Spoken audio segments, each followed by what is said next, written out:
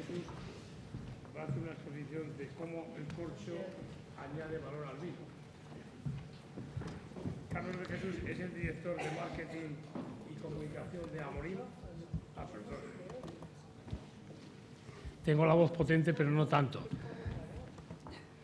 Carlos de Jesús es director de marketing y comunicación de Amorim, que, como la mayor parte de las personas que trabajan en el sector del vino, bueno, los que trabajan en el sector del vino, todos conocen que es el principal productor y comercializador de corchos, y otras personas que no trabajan en el sector del vino ahora ya lo saben.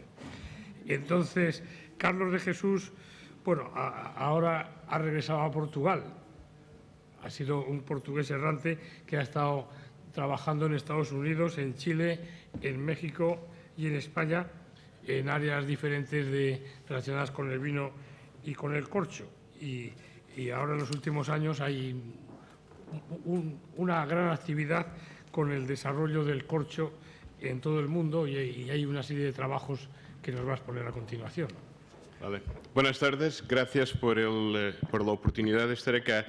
Y voy a intentar en los próximos 15-20 minutos justificar eso partiendo del principio obvio, pero por veces es importante ilustrar el obvio, que ninguna bodega existe para vender tapones, sea tapones de corcho, de plástico, de screw cap, lo que sea. Las bodegas están allá para vender vino, pero están allá para vender vino con el precio promedio más alto posible y no con el precio promedio más bajo posible. Entonces, cuando miramos el corcho, miramos hoy día una realidad que es necesariamente completamente diferente de lo que era en 1999, de lo que era hace casi 10 años cuando yo empecé a trabajar en Amorim. Es una realidad diferente, esencialmente por cuestiones técnicas, pero también por nuestra comprensión de lo que es el desarrollo sostenible y de lo que es, sobre todo, el factor premium, ese valor añadido que todos buscamos en una botella de vino, sea quien lo hace, quien lo vende, quien lo distribuye, quien tiene que escribir sobre él. Todos buscamos algo que es un poco ilusorio, pero que se puede transformar, que se puede traducir en algo muy concreto, y ese valor hoy día es cuantificable. Bueno, 2 o 3 slides sobre Amorim. Amorim es una empresa relativamente grande en Portugal, tal como algunos de los compañeros de Portugal mencionaba hoy. Podemos ser grandes en Portugal, pero eso no nos hace grandes en el mundo. Y hemos registrado 3 años seguidos récord de ventas. Dentro de exactamente una hora vamos a publicar los resultados anuales del 2013. No va a ser el mejor año de siempre, pero va a ser uno de los 3 mejores años de siempre. Entonces, claramente algo en una estrategia de crecimiento que la empresa ha implementado está dando resultado. Esto es un slide con algunos de los 22.000 clientes que Amorim tiene, de los cuales 15.000 son bodegas. Y es un buen slide, un buen diapositivo, porque tenemos marcas muy buenas, marcas muy fuertes, pero también tenemos algunas de las organizaciones más exigentes del mundo a nivel de calidad. Y en algunas de esas organizaciones el corcho está sustituyendo materiales artificiales, como el plástico. Entonces, creemos obviamente que la industria del vino no va a ser el opuesto de lo que vemos en la industria aeroespacial, por ejemplo. Pero cuando miramos el corcho, miramos tradicionalmente, incluso las propias palabras que utilizamos para describir un tapón, un cierre, en francés, en inglés también, ciertamente en portugués. Y yo creo que de poco a poco vamos a tener que cambiar el concepto de lo que es realmente un tapón. ¿Es realmente un cierre o es algo diferente? Porque cuando vemos 800 millones de células, en promedio, en un tapón natural, cada una de esas células con una función específica, estamos a lo mejor mirando no un tapón, pero una válvula. El concepto de válvula, que deje entrar algo, que deje salir algo, puede incluso que estamos viendo una válvula extraordinariamente sofisticada. Y si así es, quizás podamos entender un poco por qué todos nosotros en esta sala nos enamoramos del vino abriendo una botella que tenía un tapón de corcho y no de otra cosa cualquiera. Y hay que explicar eso, hay que demostrar, hay que cuantificarlo si es posible. Y en los dos últimos slides espero daros algunas pistas sobre por dónde vamos a ese nivel. El corcho es todo esto, todo lo sabéis. Es un compuesto muy, muy complejo. Cuanto más lo estudiamos, más nos sorprendemos a nosotros mismos con lo que logra hacer. Para os dar una idea, una de las últimas no tiene nada que ver con vino, pero ayuda a entender el concepto de innovación y desarrollo que estamos manejando. Uno de los últimos desafíos que nos colocaron la Agencia Espacial Europea fue crear un compuesto de corcho que pudiera aguantar 2000 grados Celsius. Es mucho. Y sí lo hemos logrado. Entonces, tenemos la composición química del corcho es tan compleja que cuanto más lo miramos, más cosas descubrimos. Y muchas de esas cosas tienen una correlación, tienen un impacto directo con la evolución del vino. Me pidieron no para hablar, como dice en el programa, sobre insumos de la industria del vino, porque no entiendo mucho de barricas o de botellas de vino, entiendo algo de corcho, pero me pidieron originalmente para hablar sobre el desarrollo sostenible y hay algo que es necesario entender. Un alcornoque, cuando es plantado por alguien en un mundo de corto plazo. Todo hoy día es corto plazo. Inversiones son de corto plazo, relaciones laborales de corto plazo, relaciones amorosas de corto plazo, todo se está achicando. Pero, sin embargo, hay gente en el mundo, que literal y figurativamente abre un hoyo en el suelo y ahí pone sus ahorros, sabiendo que no va a ganar nada con eso, que sus hijos no van a ganar nada con eso, que si gente como yo hace bien su trabajo, quizás sus nietos vayan a ganar algo con esto. Esto es la propia definición de desarrollo sostenible, pensar en lo que viene después de nosotros. Y si la primera cosecha no permite una calidad de corcho que termina en una botella, la segunda, 9 años después, tampoco. Pero como no se pude tocar en este alcornoque hasta los 25 años, estamos hablando de más de 40 años, hasta que un yield, hasta que un retorno interesante venga de la tierra. Y esta es una proposición muy, muy complicada, como fácilmente pueden imaginar. Y es una proposición que se repite por 2.1 millones de hectáreas en la cuenca occidental del Mediterráneo. Yo os pido una cosa, los próximos 4 o 5 slides, no imaginéis que el corcho es una cuestión portuguesa, que es el principal país, como ven allá, una cuestión española. Mírenlo de un punto de vista holístico. Imaginen que, por ejemplo, la retención de CO2 que es dada por los alcornoques no se detiene en la frontera política entre Francia y Suiza, porque Suiza no tiene alcornoques, entonces la retención de CO2 no afecta positivamente a Suiza. No, mírenlo de una forma integrada. Y cuando empezamos a ver eso, vemos una región donde viven 300, 350 millones de personas, y de repente esto empieza a tener una importancia que va mucho más allá de lo que significa, por ejemplo, que sea el 1% del PIB nacional de Portugal o que sean cerca de 3% de las exportaciones nacionales. Es más que eso. Y es sobre todo uno de los 35 puntos clave del mundo a nivel de biodiversidad. Significa que a todos nosotros nos encantan las imágenes de los osos polares, son muy bonitos, pero biodiversidad también es el pequeño escarabajo feo que nadie lo quiere mirar. Eso es biodiversidad.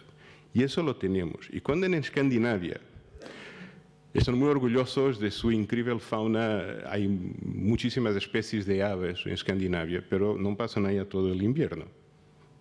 Cuando el frío llega, se tienen que ir a algún lado. Y se van a los alcornocales de Portugal, de España, de Tunisia, de Italia. Entonces, eso no es, una vez más, una cuestión de Portugal o una cuestión de España. Es una cuestión que va mucho más allá que esos 7 países donde se producen corchos. Es una barrera concreta contra la desertificación ambiental, pero también contra la desertificación social. Y en esta parte del mundo tiene el pésimo hábito de andar de manos dadas. Y lo que pasa es que, para dar un ejemplo, retirar el corcho del árbol es el trabajo agrícola más bien pagado del mundo. que no existe en Japón, que no existe en Alemania, que no existe en California, existe en sitios donde la gente no tiene mucho más que hacer. Para os dar un ejemplo, ahora con la crisis, por supuesto, el paro subió y los precios y los costos bajaron. Pero hace 3 años estamos hablando de 125 euros por día. Ahora estamos hablando de cerca de 90 euros por día. Pero hagamos las cuentas a 100 euros para simplificar la matemática. 3, 4 personas del mismo agregado familiar ganando 100 euros por día durante 3 meses es una inyección de cash muy poderosa y fija la gente al campo. Todas las ciudades del mundo tienen gente a más, pero casi todo el campo del mundo tiene gente a menos. Y el alcornocal y la industria del corcho que viabilizan el alcornocal tiene un papel muy importante en mantener una historia muy, muy única. Os hablaba hace poco de la retención de CO2. Para os dar una idea, son 112 gramos de CO2 por cada tapón. El año pasado se vendieron 12.000 millones de tapones. Y hay bodegas, algunas en esta sala, que han gastado muchísimo dinero con paneles solares en sus bodegas, que han gastado mucho dinero con biodiesel para sus tractores. Fantástico, háganlo, es importante. Pero también hay bodegas en esta sala que el año pasado compraron 7,5 millones de tapones y otras cantidades y nunca han multiplicado 112 gramos por el número de tapones que han comprado y inmediatamente con costo cero, costo adicional cero, bajado su huella ambiental de la noche al día. Y esto se puede hacer y la OIV lo ha dicho que sí se puede hacer. Entonces, empezamos a ver que hay mucho más por detrás del corcho de lo que realmente se imagina, sin hablar de toda la parte técnica, que no es el objetivo de esta discusión, porque con todo el gusto espero que tengamos oportunidad de debatir algunas de esas cuestiones y podemos ciertamente y debemos ciertamente hablar de ellas. Pero tenemos que hacer la pregunta, ¿qué tiene el vino que ver con todo eso? ¿Por qué, por mucho que gustaría a los neozelandeses, no desaparecimos del mundo del vino?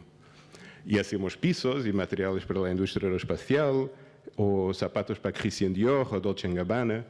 Bueno, una razón muy sencilla.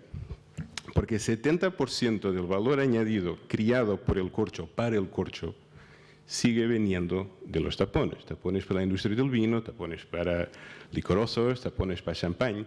Y como imaginan, si yo os quito a cualquier uno de vosotros 70% de vuestro rendimiento mensual, de vuestro sueldo, lo que sea, vosotros van a buscar cualquier otra cosa para hacer. Bueno, si sois propietarios forestales en Alentejo, por ejemplo, ese cualquier otra cosa no va a ser un alcornoque que da el trabajo agrícola más bien pagado del mundo, que cría uno de los 35 puntos clave de biodiversidad, etcétera, etcétera. Va a ser otra especie. Probablemente no una especie autóctona como el cuervo suberel, va a ser otra cosa que no va a proporcionar todos esos beneficios.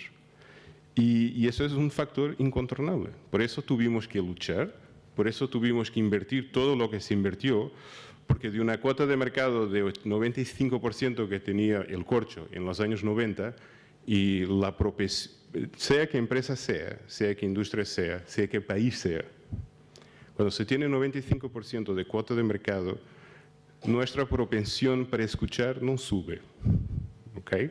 Y pagamos un precio por eso. Pero, una vez más, creo que es importante para la industria del vino discutir cuál es el estado del arte hoy, en el siglo XXI, en 2014, y no lo que pasaba en 1995, porque para eso ya pagamos un precio muy, muy caro y muy alto, pero la culpa no podemos culpar a nadie, sino a nosotros. mismos. Bueno, y eso se traduce en algún reconocimiento del mercado, hay una percepción, se añade valor al tapón de corcho, se añade valor al vino que utiliza ese tapón de corcho o no. Esa es la evolución de las ventas anuales de toda la corchera, de todo Amorín, de esos 534, cerca de 68% en nuestro caso son de tapones de corcho. Claramente algo positivo está pasando, pero más importante, aquí es la evolución del corcho, aquí es la evolución del tapón de rosca y aquí es la evolución del plástico. ¿Y dónde estamos hoy? Cerca de 70% de cuota de mercado para el tapón de corcho. El screw cap viene en segundo con 18 o 20%, depende a quién se pregunte, y el plástico claramente perdiendo su importancia y su valor. Entonces hay que preguntar, ¿por qué? ¿Por qué 70%? ¿Por qué 7 de cada 10 botellas tiene un tapón de corcho? ¿Es una cuestión de inercia? La inercia puede explicar muchas cosas, pero también hay personas para quien la gravedad es una mera teoría, y no es así. Hay que ir a buscar la razón por detrás de esas cosas con un poco más de atención, con un poco más de detalle, porque si lo hacemos vamos a descubrir ventajas competitivas, una vez más concretas, demostrables, cuantificables, para quien utiliza ese tipo de tapón. En primer lugar, reconocimiento de mercado. Sean estudios pagados por la industria del corcho, por Amorim, por terceros, no importa. Las tasas de preferencia del consumidor son consistentemente altísimas. Y 94 en Estados Unidos, 89 en Francia, en China. Hay un estudio que no es nuestro, que apuntaba algo absolutamente increíble, que ni las elecciones en ciertos países de la África Central logran una tasa de aprobación de 100%. Obviamente pedimos un segundo estudio, porque eso no existe, como no existe el cero absoluto, también no existe un 100% en estos casos, pero todos tenemos esa noción que hacer la pregunta ¿qué prefiere un consumidor? Un producto natural con todo el pedigrí, con toda la historia que tiene el corcho por detrás, va a tener siempre un peso concreto. Ignorar esto es un riesgo. Yo creo que sí, que la respuesta inevitablemente tendrá que sí. Y los países que hoy día buscan valor, los países hoy día que se quieren posicionar como siendo países productores de vino de valor, van a tener que lidiar con esto, quer quieran, quer no quieran. O entonces vamos a seguir preguntándonos por qué Australia ha perdido 700 millones de botellas de exportación. Vamos a tener que seguir preguntando porque Sudáfrica exporta 58% de su vino a granel. Son cuestiones importantes, hay que discutirlas. Porque en el mercado más grande del mundo, entre las 100 marcas de vino más vendidas,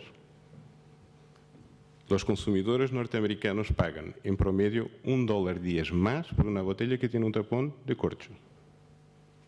$1.10 más, no en una botella de Chateau Latour 2000, no en una botella de 100 euros o de 50, en botellas de $6, $10, $11. $1.10 puede ser la diferencia entre la rentabilidad de una bodega o la falta de ella. Una vez más, ¿podemos ignorar esto? Podemos ignorar esto, pero hay un riesgo inevitable. A propósito, no sé si logran ver, está lejísimo esta pantalla, pero lo que dice allá es que el 25 del 5 del 2013, comparativamente con el 29 del 5 del 2010, esas 100 marcas, de esas 100 marcas, las que utilizaban tapón de corcho crecieron 33.9% más, mientras que las utilizaban alternativas reducieron sus ventas en 4.1%. Esos son datos de Nielsen, TrackScan Data. Así que no podemos argumentar mucho con esto. Podemos argumentar con la interpretación de los datos, pero todos sabemos que si torturamos datos lo suficiente, ellos van a producir lo que queremos. Pero una vez más, ¿podemos ignorar esto? Sí, podemos ignorar esto. Pero no me parece que sea una buena idea. Se estoy intentando vender vino en el mercado que es absolutamente crucial para el futuro de la industria de vino en España. Otra cuestión es de dónde va a venir ese crecimiento, ¿no? Y aquí tenemos de 6 a 8 dólares, 10 a 15, 15 a 20. El verde es el porcentaje en tapón de corcho, el rosa en sintético y el azul en screw cap. El crecimiento en Estados Unidos, señores y señores, está dándose aquí. Porque el mundo no necesita de más Chardonnay a €2,99. Hay que admitirlo. Y hay que admitirlo también que a lo mejor Jamie Goode se decide un día que va a hartarse de tomar Merlot, lo que yo dudo, no va ciertamente a criticar Burgundy por hacer apenas 2 tipos de vino, porque nadie va a pelearse con una de las regiones del mundo que produce mejor vino de una forma consistente a un precio altísimo. Entonces, no sé si es una cuestión de buscar la próxima novedad, porque si andamos corriendo detrás del éxito de los otros, vamos a llegar consistentemente tarde. Y yo creo que hay que valorar lo que tenemos, hay que valorar países como Portugal, como España, que tienen una biblioteca de varietales absolutamente única, y pensar si realmente vamos a querer que haya más toriga nacional plantada en Chile o en Australia o en Portugal. Esas son cuestiones, no es para nosotros en el mundo del corcho que nos compite decidir eso, pero es un tópico que me apasiona y por eso no quisiera dejar de mencionarlo. ¿Hay reconocimiento del mercado? Sí. Aquí tenemos una bodega de Sudáfrica, una bodega de Nueva Zelanda, 2 bodegas de Australia. Puedo poner aquí bodegas de California. Hay un arco, y de Chile también, hay un arco en el nuevo mundo vinícola donde hay bodegas que efectivamente han regresado al corcho. Sacred Hill está en Marlborough, es la patria ideológica del screw cap, y han regresado. Muchos podéis decir, y con razón, se cambia uno, si uno regresa al corcho, hay 2 que se van al screw cap. Eso hoy día ya no es el caso, como hemos visto, pero claramente el screw cap va a seguir teniendo un papel importante, claro. Pero tenemos que entender qué papel es ese y decidir que un tipo de tapón sirve para todos los tipos de vino en todos los mercados. No es probablemente una solución que desde el punto de vista de gestión, de management, sea la más sólida. Pero ese movimiento, esa cierta renacencia que hemos visto, sí es un hecho. También es un hecho que muchos de esos líderes de opinión que hablamos y que en el pasado eran utilizados sus afirmaciones como anticipaciones de la muerte del corcho, no hemos muerto, no estamos ni siquiera enterrados como algunos quisieran creer. Lo que tenemos sí son desafíos para mantener este nivel de reconocimiento y eso es lo que tenemos que hacer. Y eso es el futuro. Y el futuro tiene que ver a nivel de investigación y desarrollo. Todos los años gastamos cerca de 5 a 6 millones de euros en investigación y desarrollo. Podemos hacerlo, es nuestra obligación una vez que somos el líder, y ser el líder no es solamente mandaros un comunicado de prensa diciendo que somos muy grandes y muy buenos. Se trata también de gastar dinero cuando hay que gastar. Y algunas de las cosas que hemos estado viendo, para los que no pueden ver, lo que dice abajo es la migración de pequeñas cantidades de compuestos fenólicos hacia el vino a partir del corcho. Porque el corcho es un quercus, es un roble. Entonces, es perfectamente natural que haya algunos compuestos fenólicos. Ya los fuimos a buscar, y sí hay algunos. Y sí, en la posición de la botella, si es vertical o si es horizontal, importa mucho menos lo que tradicionalmente la gente imagina. Así que felicitaciones, porque es exactamente algo que estamos viendo, y sí es verdad. Ahora, cuando miramos, la línea amarilla es un tipo de tapón muy bueno, de la más alta calidad, y un tercer nivel de calidad azul, y vemos que esa transferencia es consistente. Ahora, vemos cosas como vanilina, como ácido gálico, compuestos que quizás no sean suficientes para, desde el punto de vista sensorial, cambiar mucho la evolución del vino. Pero desde el punto de vista químico, y el vino como nosotros es esencialmente una reacción química en continuo muy compleja, pero la adición de esos compuestos sí puede formatar, puede condicionar esa evolución química, que inevitablemente va a condicionar también la evolución sensorial. Pero este es el tipo de cosas que estamos mirando, porque si podemos dar a las bodegas una historia, una narrativa muy sólida a nivel de desarrollo sostenible, y esta cuestión ambiental va a ser más importante, no menos importante. Puede ser más importante en ciertos segmentos, en ciertos países que en otros, pero la tendencia va a ser a que sea más importante en todos y no menos importante en todos. Si por encima de eso le podemos dar un valor añadido importante al precio final de ese vino, y también le podemos, por supuesto, cerrar el líquido adentro de la botella, que hay que no olvidar que eso es importante, pero por encima de eso también podemos aportar algo desde el punto de vista químico, estamos creando una proposición extraordinariamente fuerte, porque tenemos nivel ambiental, nivel técnico, nivel comercial, nivel de mercado, y eso es algo que probablemente vamos a lograr hacer más y más y más, porque es fundamental, uno, que recuperemos cuota de mercado a los tapones alternativos. Queremos seguir haciendo. Queremos reafirmar esa ventaja que todos casi que intuitivamente reconocemos al corcho, y sobre todo queremos aprovechar esa preferencia del consumidor para ayudar a las bodegas a vender más vino, porque eso al final es lo que todos queremos. Gracias.